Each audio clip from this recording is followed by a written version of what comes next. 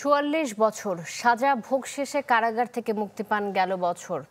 আলোচিত সেই জল্লাদ শাহজাহান ভূঁইয়া চিরবিদায় নিলেন দুনিয়া থেকে। প্রাথমিক ময়নাতদন্তের পর স্বাভাবিক মৃত্যুর কথা জানায় পুলিশ। বিশ্বমানের থার্মিক্স রড সালাম স্টিল থার্মিক্স, দেশের একমাত্র থার্মিক্স রড।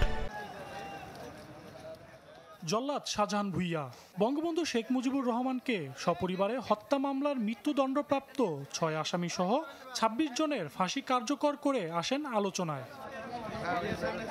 সোমবার ভোরে সাভারের হেমায়েতপুরের বাসায় থাকা অবস্থায় বুকে ব্যথা অনুভব করেন তিনি।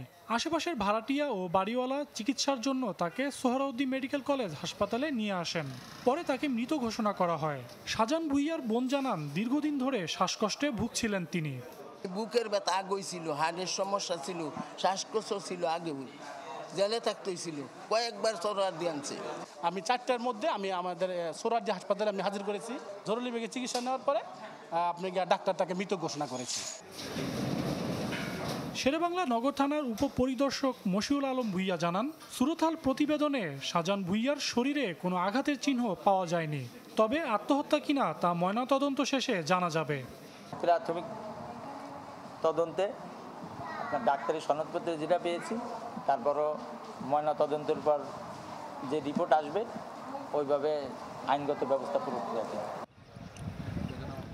দীর্ঘদিন কারাভোগ শেষে ২০২৩ সালের ১৮ জুন শাহজাহান ঢাকা কেন্দ্রীয় কারাগার থেকে মুক্তি পান।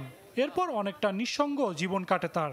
পরে এক তরুণীকে বিয়েও করেছিলেন, কিন্তু কয়েক মাস সংসার করার পর তাদের বিচ্ছেদ হয়ে যায়। সজল সাইক, চ্যানেল 24, ঢাকা।